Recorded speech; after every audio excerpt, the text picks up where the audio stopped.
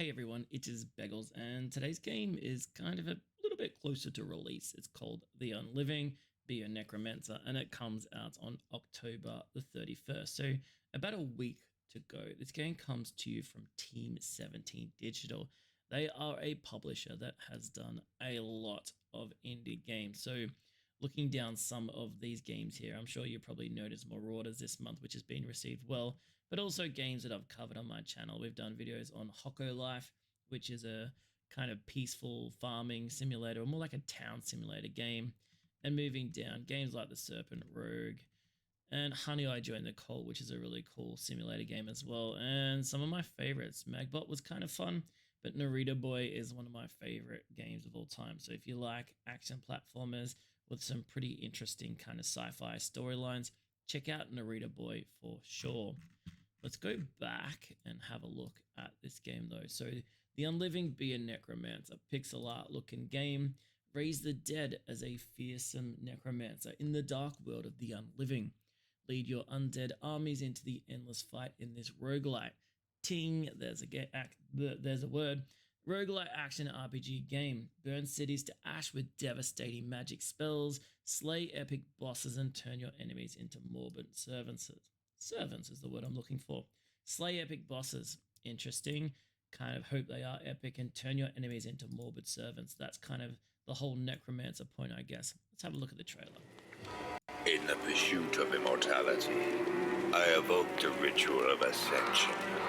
However, the Church of Zolar lay in wait. Their meddling trapped me in infernal torment. Years later, and more powerful than ever, I have returned.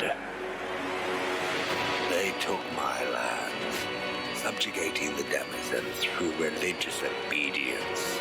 But their flock will now fall and rise again by... I'm trying to work out if this is one of those games where we take on the role as the villain. Although the way that the narrator here is saying that they take our lands, maybe there's a bit of, the misunderstood villain kind of narrative going on here. I do like the graphics here. They're cool. My hand. They will feel my wrath as I burn their armies, claiming their warriors as my own. There is a lot of characters on screen. This could be pretty hectic. To lay waste to their treachery.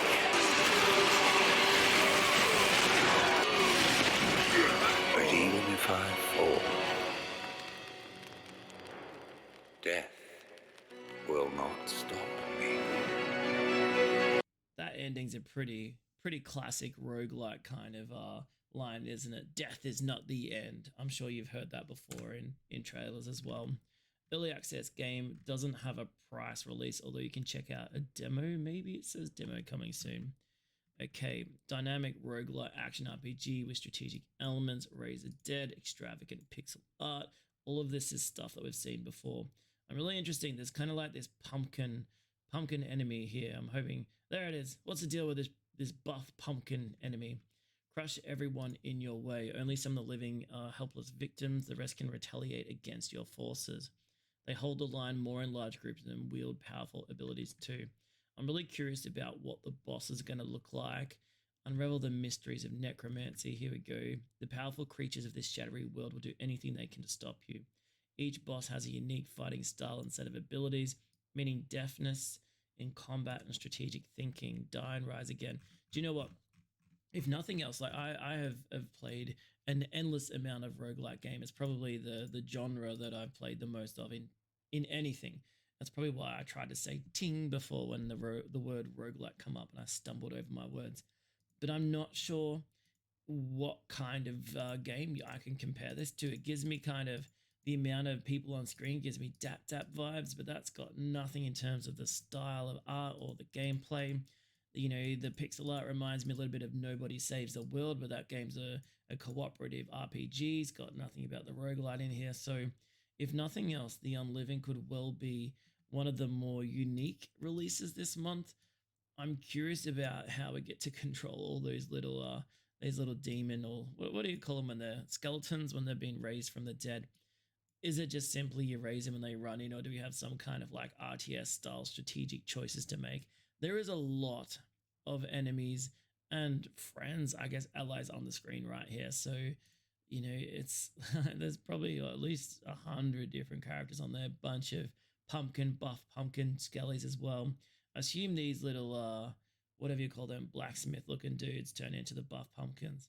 You know, okay. And there's some mages here that we must get some kind of access to as well.